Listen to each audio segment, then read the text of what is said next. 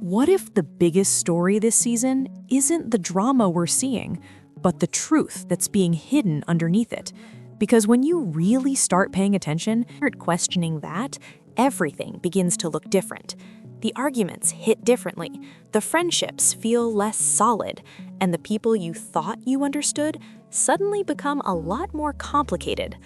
This conversation goes deeper than surface-level reality TV drama. It's about accountability, perception, emotional intelligence, and how people respond when they're no longer in control of their own story. From Melody's situation to the evolving dynamics on Real Housewives of Atlanta, there's a clear shift happening. This isn't just entertainment anymore. It's a reflection of real-life pressure, real consequences, and real emotional experiences playing out in front of an audience that's more observant than ever before. And what makes it even more interesting is that the audience itself is now part of the narrative, shaping how these stories are interpreted and remembered. Let's start with Melody, because her situation highlights one of the biggest issues in how stories get told and retold. What she experienced wasn't just a messy relationship or typical reality TV drama, it was real betrayal, real emotional pain, and a deeply personal situation that unfolded in public. And instead of that being acknowledged fully, there's been a noticeable effort to shift the narrative, to frame her as part of the problem rather than someone reacting to it. That's where things become uncomfortable, because it raises the question of how often people's real experiences get minimized once they enter the public space. Melody wasn't navigating a simple disagreement.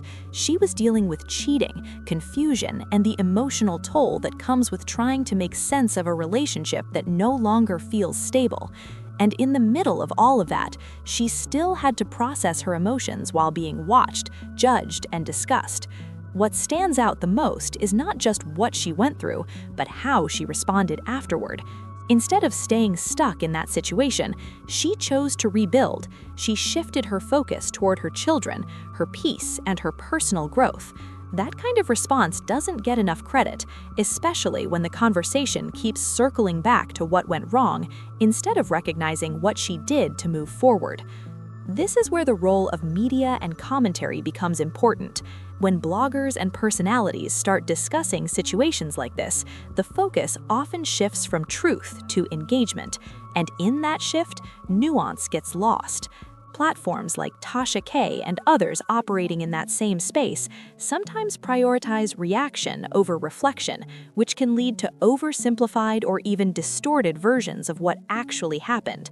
The issue isn't just that opinions are being shared, it's that those opinions can start to replace the original context entirely.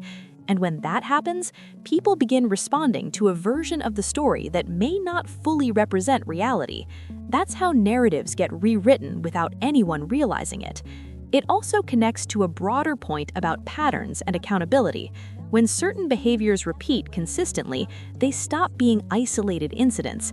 They become patterns, and patterns tell a much clearer story than any single explanation ever could.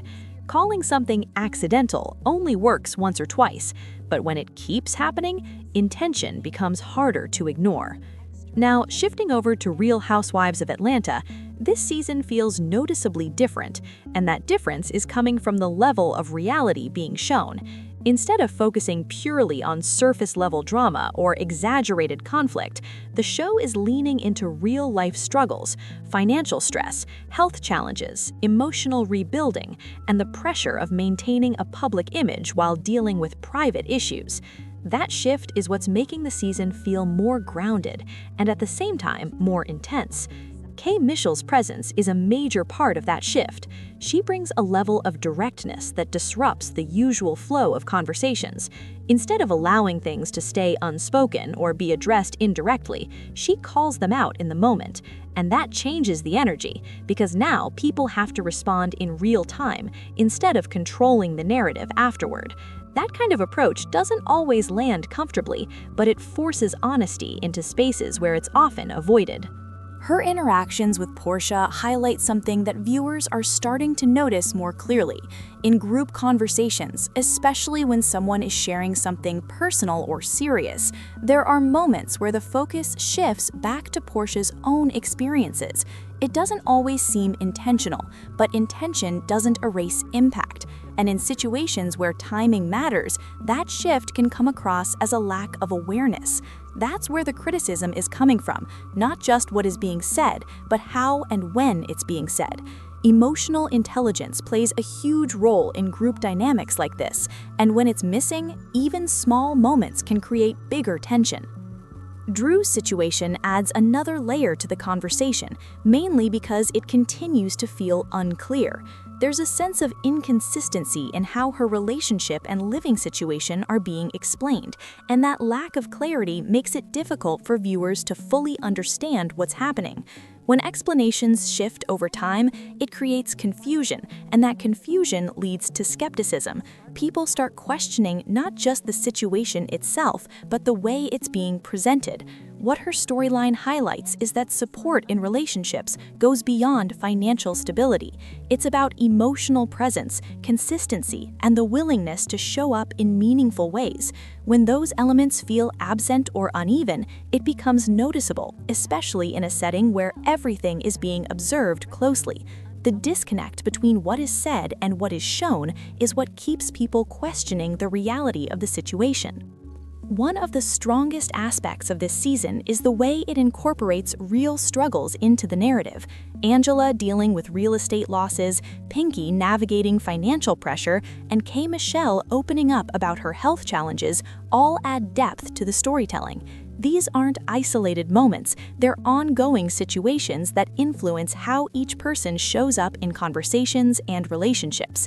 That level of authenticity changes how the audience engages with the show. Instead of watching purely for entertainment, viewers start connecting with the emotional weight behind each situation. It also exposes how fragile certain friendships are.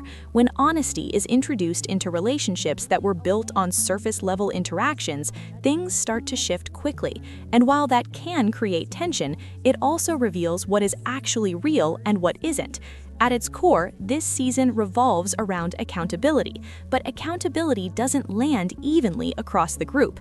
Some people are called out immediately, while others are given more space or understanding depending on their relationships within the group. That imbalance is part of what fuels ongoing tension, because viewers notice when the same standards aren't applied consistently. At the same time, perception plays a huge role in how everything is interpreted. The audience is no longer just watching, they're analyzing, replaying, and forming opinions based on moments that may not include full context. That creates a situation where perception can quickly become reality, even if it doesn't fully reflect what actually happened. The gap between intent and interpretation continues to grow, especially in a space where every moment can be clipped, shared, and discussed independently from its original context. All of this leads to a bigger question about growth versus repetition.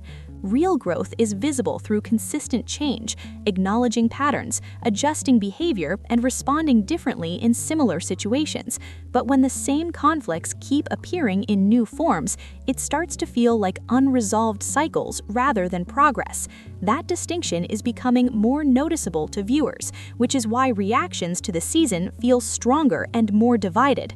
What makes this season stand out isn't just the drama, it's how people respond when they're challenged, how they handle pressure when they can't control the narrative, and whether they choose growth or fall back into familiar patterns. And as everything continues to unfold, one thing becomes clear. This isn't just about entertainment anymore, it's about how people navigate real life in a space where every decision, every reaction, and even every silence becomes part of a much bigger story. So the real question is, who is actually evolving and who is just getting better at managing perception?